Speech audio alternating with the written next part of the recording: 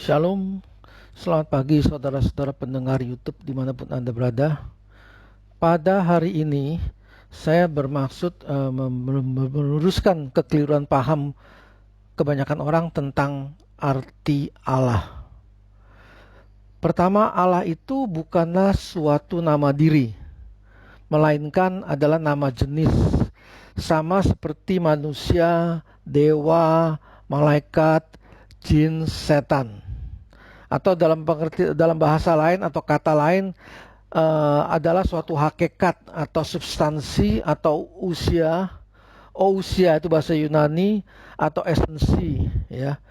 Atau dalam Islam mungkin ada pengertian zat, pakai D zat, seperti itu. Jadi sebagaimana manusia banyak, malaikat banyak, jin, setan-setan juga banyak, Allah juga banyak. Jadi kalau saya mau sampaikan tentang Allah itu berasal dari apa menurut Alkitab, Allah itu diambil dari Alkitab bahasa Ibrani dari istilah kata Elohim.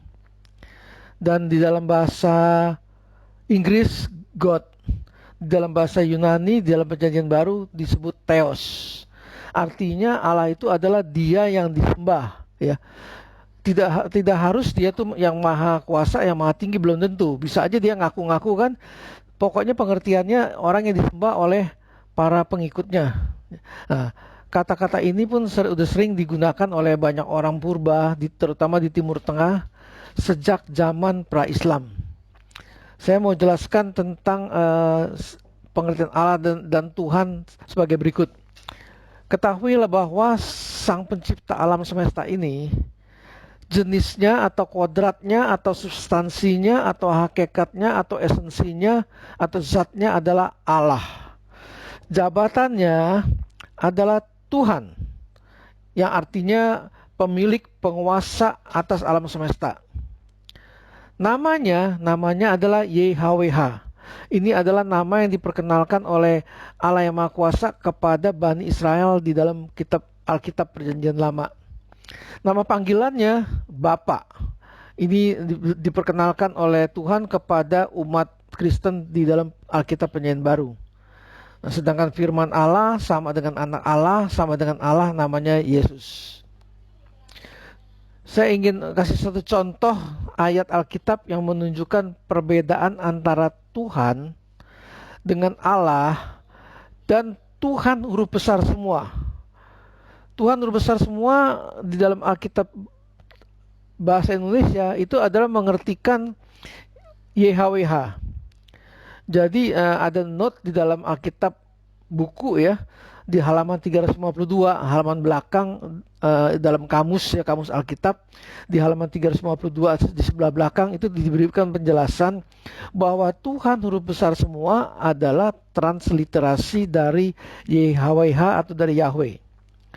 Nah, inilah ayat Alkitab yang menunjukkan perbedaan antara Tuhan dengan Allah dan Tuhan huruf besar semua. Saya ambil dari Keluaran 34 ayat 23. Saya ulangi, Keluaran 34 ayat 23 bunyinya sebagai berikut. 3 kali setahun segala orangmu yang laki-laki harus menghadap ke hadirat Tuhanmu. Ini Tuhanmu huruf besarnya T-nya saja, yaitu YHWH, Elohim Israel. Nah, YHWH Elohim Israel diterjemahkan dalam Alkitab bahasa Indonesia menjadi Tuhan huruf besar semua, Allah Israel. Jadi dalam ayat ini, kalau Anda lihat di Alkitab terjemahan LAI dalam bahasa Indonesia, itu ada 3 istilah, yaitu Tuhan di mana huruf besarnya cuma T saja, ada Tuhan huruf besarnya semua huruf besar, dan ada Allah. Ya, saya ulangi. Keluaran 34 ayat 23, 3 kali setahun segala orang yang laki-laki harus menghadap ke hadirat Tuhanmu, yaitu Tuhan huruf besar semua, Allah Israel. Ya, jadi sekali lagi saya tekankan bahwa Tuhan huruf besar semua itu adalah Allah Israel. Maksudnya Allah Israel itu adalah Allah yang dikenal dan dipercayai oleh Bani Israel, itu maksudnya. Kemudian saya akan sampaikan juga banyaknya ayat-ayat Alkitab tentang banyaknya Allah-Allah, bahwa di dunia ini banyak sekali Allah-Allah. Jadi ini menjelaskan bahwa Allah itu bukanlah suatu nama diri, ya. Karena banyak sekali, ya. Contohnya saya ambil dari Keluaran 7 ayat 1. Keluaran 7 ayat 1 berkata demikian. Berfirmanlah YHWH atau Tuhan Terbesar semua kepada Musa.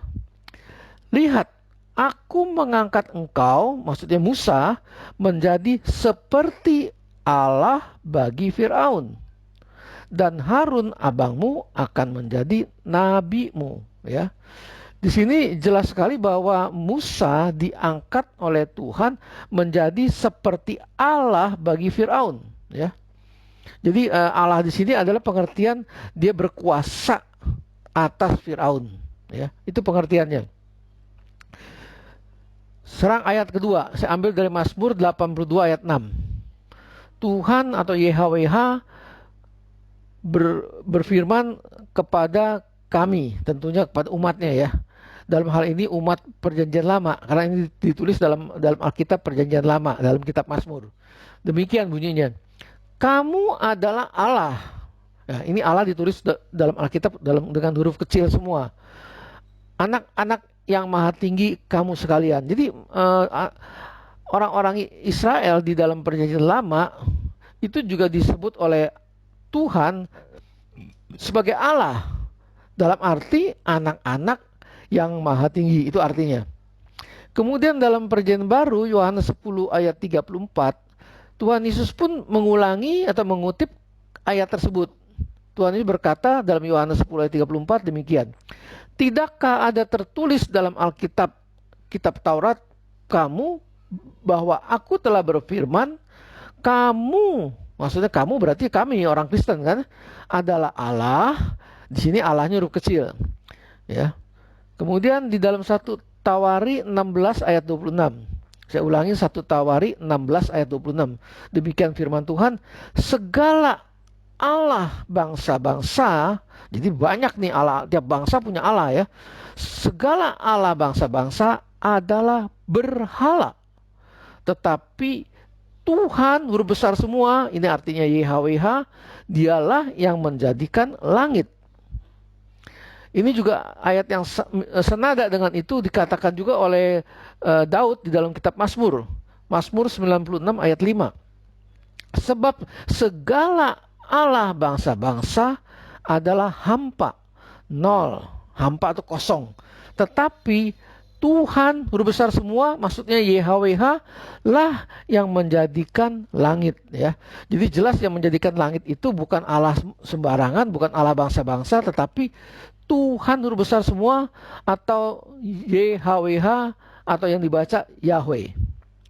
Kemudian saya ambil dari Ulangan 10 ayat 17. Demikian firman Tuhan, sebab Tuhan huruf besar semua yang artinya YHWH, Allahmu lah Allah segala Allah. Jadi Allah yang pertama huruf besar, A-nya huruf besar, terus Allah yang kedua huruf kecil semua. Jadi saya ulangi, sebab YHWH atau Tuhan lah Allahmu, Allah segala Allah, dan Tuhan segala Tuhan, Allah yang besar, kuat, dan dahsyat. Jadi dari ayat ini jelas ada Allah yang adalah Allah asli yang mengatasi segala Allah-Allah.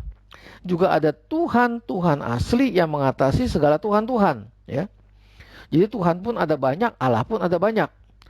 Ulangan 6 ayat 14. Tuhan memperingati umat Israel melalui hambanya Musa, janganlah kamu mengikuti Allah lain. Jadi berarti ada Allah lain selain Yahweh, selain Tuhan Yahweh, ada lagi Allah lain. Tapi Tuhan melalui Musa memperingati, janganlah kamu mengikuti Allah lain dari antara Allah bangsa-bangsa di sekelilingmu. Ya, jadi ini Tuhan sudah memperingati berulang-ulang kepada umat Israel, ya, jangan mengikuti Allah lain. Berarti Allah tuh banyak sekali. Terus di dalam perjanjian baru 1 Korintus 8 ayat 5 ini juga dikatakan sama. Dan memang benar ada banyak Allah dan banyak Tuhan yang demikian, ya. Jadi banyak. Jadi kita nggak bisa mengatakan Tuhan atau Allah itu adalah nama diri, ya. Itu menyatakan jenis atau hakikat atau substansi, sedangkan Tuhan itu adalah jabatannya. Di dalam Alkitab 1 Korintus 8 ayat 4, di situ juga ada satu ayat yang merupakan yang kami anggap sebagai syahadat umat Kristen. Itu artinya adalah tidak ada ilah atau tidak ada Allah, yang artinya Allah huruf kecil ya, tidak ada ilah selain daripada Allah yang esa. Jadi di sini dikatakan tidak ada ilah lain selain daripada Allah yang esa. Nah, pertanyaannya mungkin Anda akan bertanya, Allah yang esa yang mana? Ya. Nah, ayat 6-nya, jadi menurut 1 Korintus 8 ayat 6 dijelaskan yang dimaksud dengan Allah yang esa itu adalah Bapa. Jadi bukan, jelas di sini bukan Allah lain, bukan Tuhan lain ya. Bapa. Itulah penjelasan saya. Jadi sekali lagi saya ulangi bahwa Allah dalam Alkitab itu adalah terjemahan dari God bahasa Inggris, atau dari Theos bahasa Yunani, atau dari Elohim bahasa Ibrani. Jadi Allah bukanlah suatu nama diri ya. Nah, saya juga mau menjelaskan dalam kesempatan ini tentang siapa yang dimaksud dengan Allah yang benar. Jadi ada Allah, banyak Allah yang menurut ayat yang saya sudah bacakan tadi adalah hampa atau berhala. Nah, di sini dijelaskan ada Allah yang benar. Nah, saya ambil dari kitab Perjanjian Lama, Yeremia pasal 10 ayat 10. Demikian bunyinya. Tetapi Tuhan huruf besar semua, maksudnya YHWH atau Yahweh, adalah Allah yang benar. Dialah Allah yang hidup dan Raja yang kekal. Jadi Allah yang benar tuh di sini adalah, yang dimaksud adalah Yahweh ya. Kemudian dalam Perjanjian Baru, di dalam kitab surat 1 Yohanes 5 ayat 20 diulangi lagi oleh Rasul Yohanes. Demikian firman-Nya, demikian isinya, Anak Allah telah datang dan telah mengaruniakan pengertian kepada kita, supaya kita, maksud umat Kristen, mengenal yang benar. Dan kita, maksud orang-orang Kristen, ada di dalam yang benar ya. Siapakah? Yaitu maksudnya di dalam anaknya Yesus Kristus. Dia adalah Allah yang benar dan hidup yang kekal. Jadi ayat 1 Yohanes 5 ayat 20, kalimat terakhir ini juga mirip sama Yeremia 10 ayat 10 yang tadi saya bacakan ya. Saya ulangi ayat 1 Yohanes 5 ayat 20 yang kalimat terakhir ya.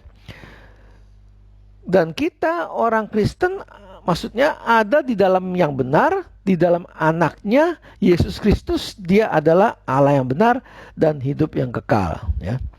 Kemudian dalam 1 Korintus 8 ayat 6 dikatakan demikian.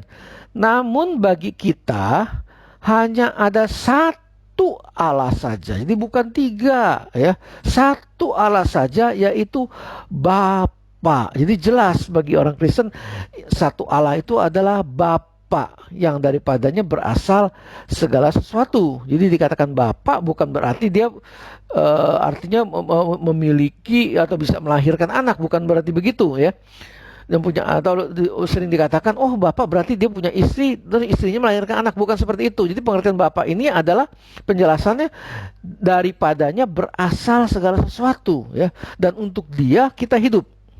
Terus dikatakan juga, dan satu Tuhan saja, yaitu Yesus Kristus, yang olehnya segala sesuatu telah dijadikan dan yang karena dia kita hidup. Jadi di dalam ayat ini, di dalam Perjanjian Baru mulai dibedakan antara Allah dengan Tuhan, di mana Allah itu adalah Bapa, Tuhan itu adalah Yesus ya.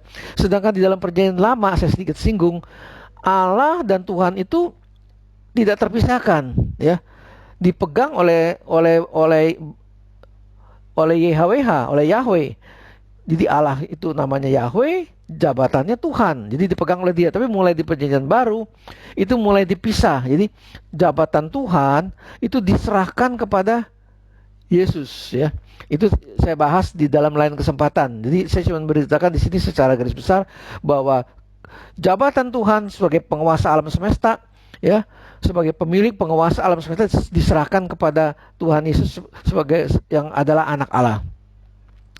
Terus di dalam Perjanjian Lama juga ada kata-kata ayat yang sering disebut sebagai termasuk kalimat syahadat orang Kristen juga. Demikian bunyinya Ulangan 6 ayat 4. Dengarlah hai orang Israel, YHWH itu Elohim kita. Terjemahannya, Tuhan huruf besar semua itu adalah Allah kita. YHWH itu Esa. Jadi Tuhan itu Esa. Jadi jelas sekali dari dua ayat ini bahwa Allah kami adalah Esa, ya. Di mana yang dimaksud dengan Allah dalam ayat ini adalah YHWH, Yahweh. Yang kemudian hari dalam perjanjian lama kami panggil Bapa. Jadi jelas bukan Allah dari bangsa lain atau agama lain. Jadi Allah yang dimaksud di sini adalah Allah YHWH, atau yang kemudian sekarang kami panggilnya Allah Bapa. Di dalam Ulangan 5 ayat 6 juga melalui Musa berkata, akulah Tuhan Allahmu. Dalam bahasa aslinya, akulah YHWH atau Yahweh Elohim. Terjemahannya, akulah Tuhan huruf besar semua Allahmu yang membawa engkau keluar dari tanah Mesir, dari tempat perbudakan. Ayat ketujuhnya, jangan ada padamu Allah lain di hadapanku. Jadi Tuhan sudah memesan wanti-wanti, memperingati wanti-wanti umat Israel pada zaman Nabi Musa, melalui Nabi Musa, jangan ada padamu Allah lain. Jadi ada banyak Allah artinya di hadapanku. Ku-nya itu adalah Allah YHWH, ya. Kemudian di dalam Ulangan 6 ayat 13 itu dikatakan engkau, maksudnya Bani Israel, harus takut kepada YHWH Elohim, yaitu Tuhan terbesar semua Allahmu. Kepada dia haruslah engkau beribadah dan demi namanya haruslah engkau bersumpah. Ayat 14-nya, Ulangan 6 ayat 14, janganlah kamu mengikuti Allah lain dari antara Allah bangsa-bangsa di sekelilingmu. Itu ayat Ulangan 4 ayat 35 berkata, ketahuilah bahwa Tuhan huruf besar semua adalah Allah. Dalam bahasa aslinya, ketahuilah bahwa YHWH atau Yahweh itu dialah Allah. Tidak ada yang lain kecuali dia. Nah, demikian penjelasan saya, saudara-saudara, supaya menjadi jelas bahwa Allah di dalam kekristenan adalah Allah yang namanya YHWH atau Yahweh, ya. Jadi Allah ini bukan nama diri, tetapi sesuatu atau pribadi yang disembah, yang dianggap maha tinggi. Bisa saja juga Allah itu ditulis dalam huruf kecil, ya, yang berarti ilah, ya. Berarti dia bukan Allah yang maha besar, bukan Allah yang maha kuasa, dia cuma ilah. Itu bisa juga sama disebutnya Allah juga di dalam Alkitab kami dalam bahasa Indonesia. Semoga penjelasan ini dapat diterima dengan baik, dipahami dengan baik oleh semua orang, ya. Sampai jumpa pula. Sekian.